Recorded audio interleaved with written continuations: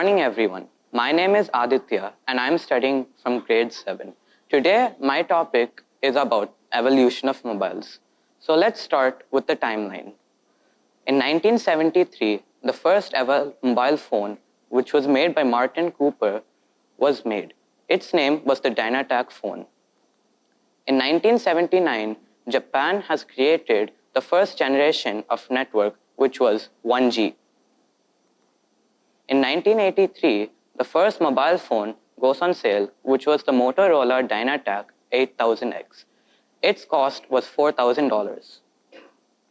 And now, in 1989, the first ever truly portable phone, which was the Motorola 9800X, came. It features a flip down to cover the keypad.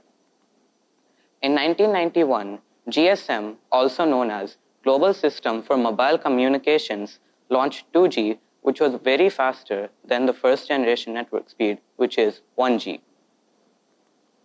And now, in 1996 and 1998, the first ever phone with the slider form factor came in the shape of the Nokia 8110, which you can see is the first picture. And then, in 1998, Nokia launched the first phone, which was the 5110, which was a huge popular hit with the consumer market. You can see the yellow phone displayed here. In 2003, 3G networks began to be rolled out across the globe, providing data transmission speeds 3 times faster than the 2G. In 2005, Android, one of the most popular operating systems now, was acquired by Google. In 2007 to 2010, the revolutionary Apple launched its first iPhone by Steve Jobs in 2007. In 2010, the iPhone 4 had been launched. Now, in 2012 to 2013, 5 years after the first iPhone hit the shelves, the 5th generation model, which is the 5S, which had the fingerprint scanning, launched in September 2015.